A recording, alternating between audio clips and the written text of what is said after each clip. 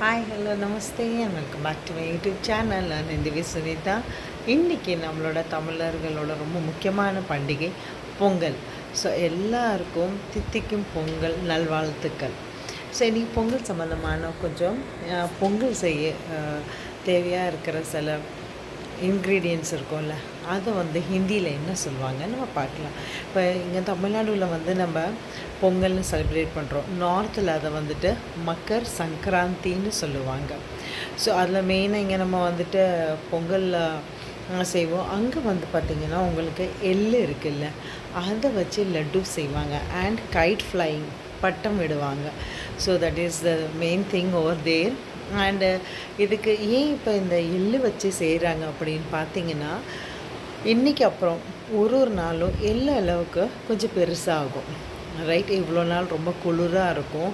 So சூடான things எள்ளு உங்களுக்கு தெரியும், அதோடய பேசிக் இதே வந்துட்டு சூடு தரும் உங்களுக்கு. எள்ளு ரொம்ப சாப்பிடக்கூடாதுன்னு சொல்லுவாங்க, ரொம்ப சூடான ஒரு பதார்த்தமாக இருக்கும் அப்படின்னு, it will give heat to the thing அப்படின்னு.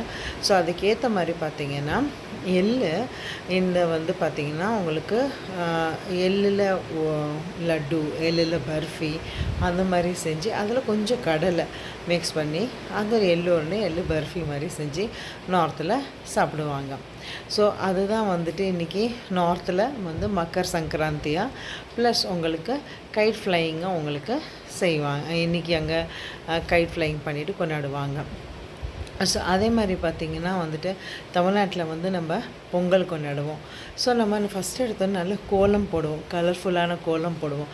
அதை நம்ம ஹிந்தியில் என்ன சொல்லுவோம்னு பார்த்திங்கன்னா ரங்கோலி. ஹிந்தியில் வந்து அதை ரங்கோலி அப்படின்னு. நிறையா நீங்கள் வந்து கடையில் கோலம் போட போகிறதுக்கு புக்கு பார்த்தீங்கன்னா கூட ரங்கோலி புஸ்தகம்னு கூட சொல்லுவாங்க. ஸோ ரங்கோலி கோலத்தை வந்து ஹிந்தியில் வந்து ரங்கோலின்னு சொல்லுவாங்க. நெக்ஸ்ட்டு பார்த்திங்கன்னா வந்துட்டு நம்ம இங்கே பச்சை அரிசி யூஸ் பண்ணுவோம், புதுசாக வந்துருக்கிற பச்சை அரிசி, அப்போ தான் அது நல்லா குழையும். அதை ஹிந்தியில் வந்து நீங்கள் பார்த்தீங்கன்னா கச்சா சாவல். கச்சானா பச்சை, சாவல்னா அரிசி. அது மெயினான வந்து நம்ம பொங்கலுக்கு தேவையானது வந்து பார்த்திங்கன்னா வெல்லம், அந்த ஹிந்தியில் குட் அப்படின்னு சொல்லுவாங்க, ரைட்? நம்ம இது வந்து ஹிந்தியில் கூட சில டைம் வந்து மீட்டா சாவல், இனிப்பு ரைஸ் அப்படின்னு கூட சொல்லுவாங்க. நார்த்தில் மீட்டா சாவல் யா குடு சாவல், வெல்லம் போட்ட ரைஸ் அப்படின்னு சொல்லுவாங்க. அதே மாதிரி வந்து நம்ம இங்கே இருக்கிற யூஸ் பண்ணுற நெய், நம்ம பொங்கலில் நம்ம சேர்ப்போம்ல, அது ஹிந்தியில் என்ன சொல்லுவாங்கன்னு பார்த்தீங்கன்னா கீ அப்படின்னு சொல்லுவாங்க.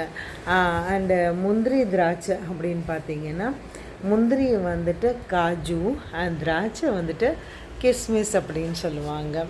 ஸோ இதுதான் நம்ம இன்றைக்கி பொங்கல் செய்கிறதுக்கு மெயினான ingredient.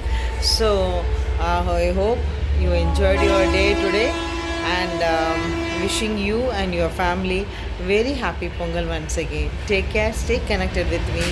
Meet you in the next video. Till then, take care. Bye bye.